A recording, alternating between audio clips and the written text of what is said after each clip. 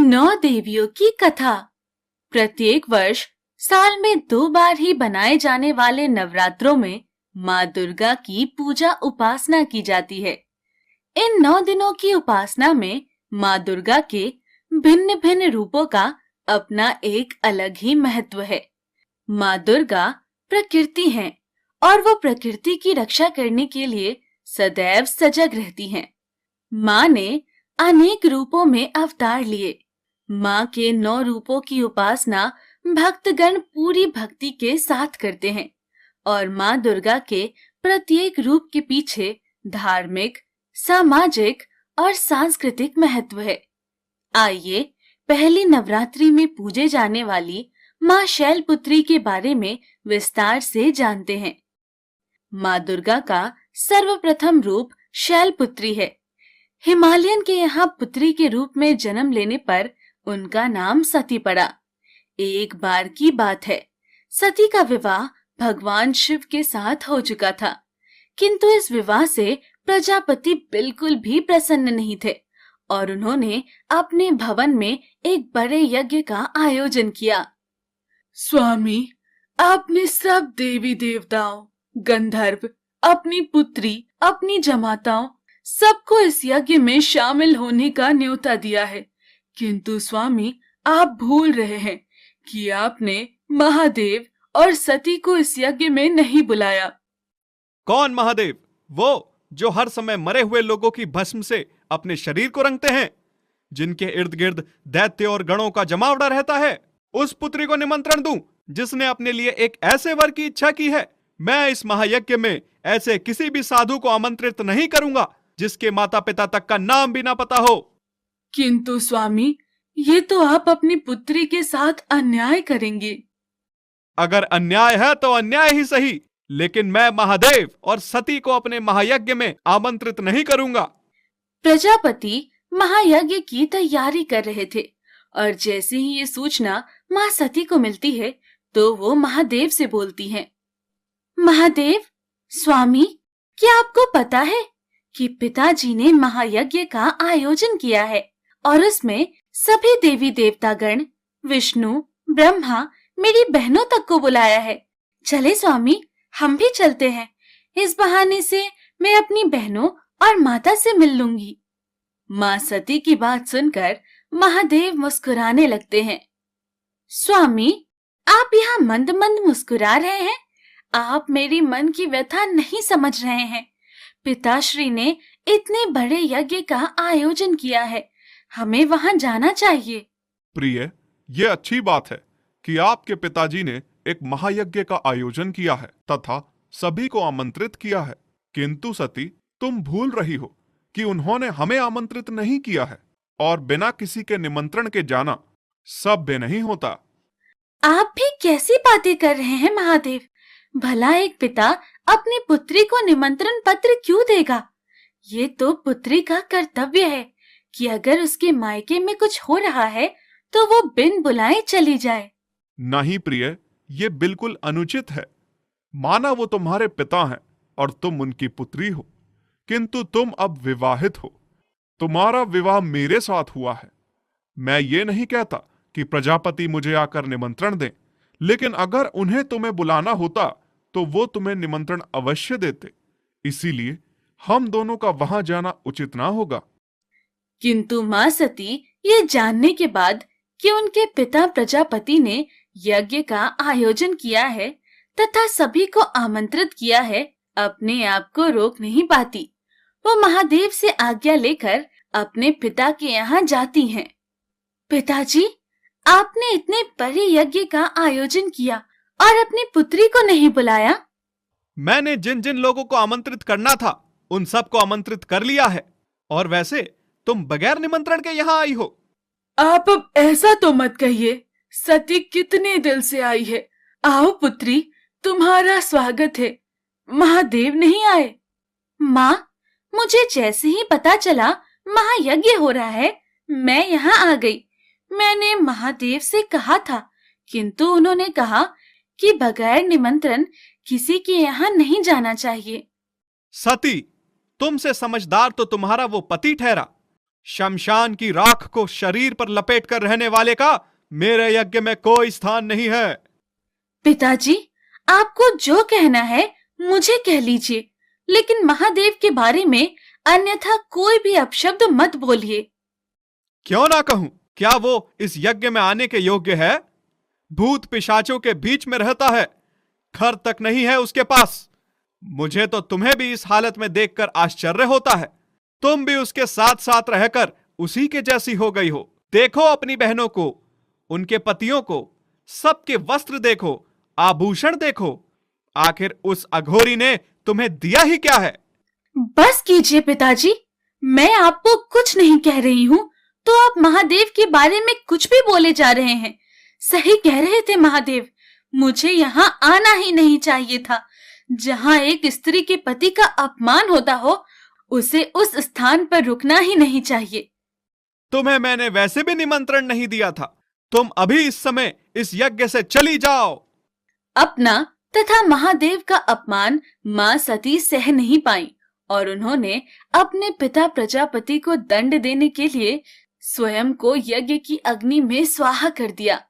उन्हें ऐसा करते देख उनकी बहन और माता चित्कार उठी और उधर महादेव को जैसे ही आभास होता है कि शैलपुत्री अग्निकुंड में स्वाहा हो रही हैं, वो क्रोधित होकर महाराज प्रजापति के यहाँ उपस्थित होते हैं।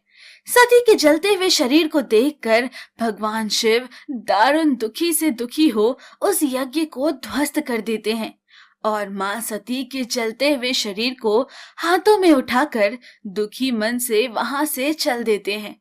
मां सती के शरीर के जलते हुए अंग जहां जहां पर गिरे वो धरती पावन हो गई। वहीं मां सती आगे चलकर हिमालय के यहाँ पुत्री के रूप में जन्म लेती हैं और अगले जन्म में भी वो भगवान शिव की अर्धांगिनी बनती हैं। मां शैलपुत्री के इस रूप में हमें अनंत शक्ति का आभास होता है।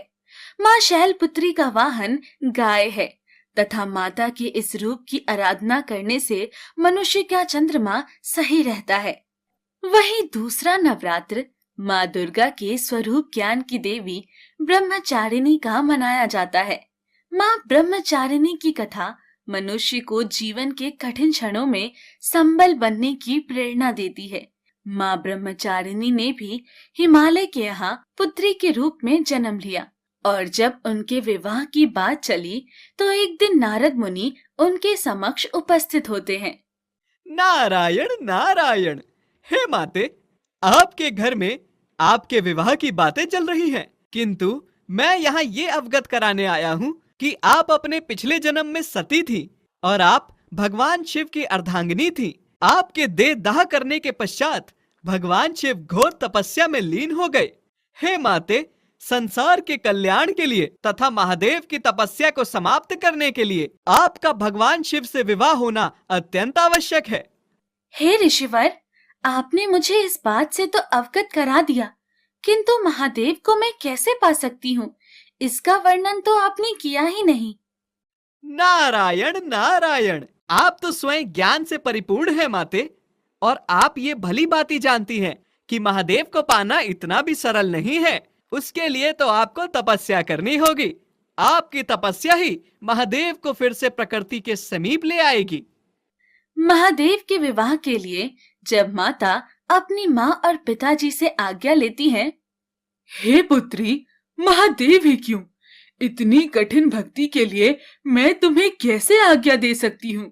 मैं तुम्हारे लिए उनसे भी अच्छा सुयोग्य वर ढूंढ सकती हूँ। पुत्री, हम तुम्हें इतने कष्ट में नहीं देख सकते। माता, पिताजी, मैं पिछले जन्म में महादेव की अर्धांगिनी थी और इस जन्म में भी मैं महादेव की ही अर्धांगिनी बनूंगी। इसके लिए मैं भगवान महादेव की कितनी भी कठिन उपासना कर सकती हूँ। मुझे मेरे कर्तव्य से ना रोके। आप दोनों मुझे आज्ञा दें कि मैं अपनी तपस्या में सफल हो जाऊं। माँ को अपने वचनों पर अडिग देखकर उनके माता पिता उन्हें तपस्या की आज्ञा दे देते हैं। भगवान महादेव के बारे में सब जानने के बाद माँ ब्रह्मचारिणी उपासना में बैठ जाती हैं और लगातार 1000 वर्षों तक वो महादेव की तपस्या करती हैं।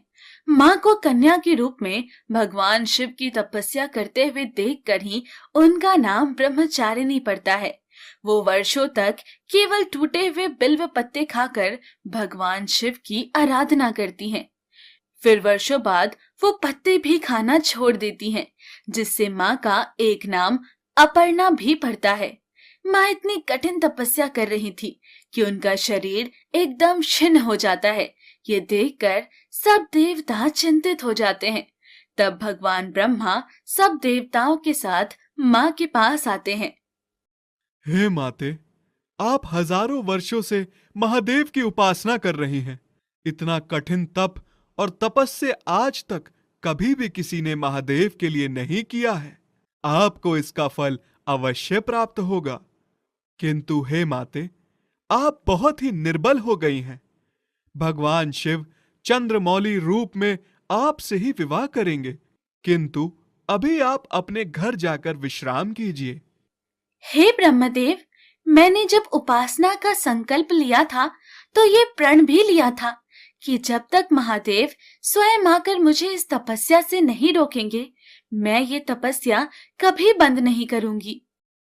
किंतु हे माते, आप इतनी अत्यंत दुर्बल शरीर के साथ उपासना कैसे कर पाएंगी? मैंने आपके माता पिता को संदेश भिजवा दिया है। वो किसी भी क्षण यहाँ आकर आपको ले जाएंगे। मैं तब तक अपने घर नहीं जाऊंगी जब तक महादेव स्वयं आकर मुझे दर्शन नहीं दे देते। माँ अपने माता पिता को भी यही बोलती हैं तथा उन्हें वहाँ से चले जाने को कहती हैं। फिर वो वर्षों तक भगवान शिव की इसी तरह ही उपासना करती रही और एक दिन भगवान शिव उन पर प्रसन्न हो जाते हैं। हजारों वर्षों से तुम्हारी कठिन तपस्या ने मुझे विवश कर दिया है कि मैं स्वयं तुम्हारे सामने उपस्थित हूँ। आपके दर्शन पाकर मैं धन्य हो गई महादेव। किंतु जब तक आप मुझे इस बात का आश्वासन नहीं देंगे कि आप मुझे अपनी अर्धांगिनी के रूप में स्वीकार करेंगे, मैं अपने घर नहीं जाऊंगी। तुम्हारी कठिन भक्ति देखने के बाद मैं तुमसे विवाह अवश्य करूंगा। तुम्हारी इस कठिन भक्ति के लिए तुम सदा अपने भक्तों के बीच में ब्रह्मचारिणी के रूप में प्रसिद्ध होगी तथा तुम्हारे इस रूप की पूजा जो कोई भी व्यक्ति, देवता या गंधर्व करेगा, कठिन संघर्षों के बीच में भी कभी उसका मन विचलित नहीं होगा। भगवान शिव के दर्शन देने पर तथा सभी देवी देवता भी उस समय वहां उपस्थित हो जाते हैं और भगवान शिव से आग्रह करते हैं कि वो जल्द से जल्द माँ से विवाह कर पृथ्वी पर हो रहे अत्याचारों को समाप्त करें। उसके बाद माँ ब्रह्मचारिणी अपने घर लौट आती हैं और कुछ समय पश्चात भगवान शिव का विवाह उनके साथ हो जाता है। माँ के हर रूप की अपनी एक अलग ही महिमा है। वो हमें कठिन से कठिन समय पर विचलित न होने का संदेश देती हैं तथा अपने कर्म को सर्वोपरि रखने का उद्देश्य भी देती हैं। और जो भक्त माता का स्मरण दिल से करता है, उसकी सभी मनोकामनाएं पूर्ण हो जाती हैं।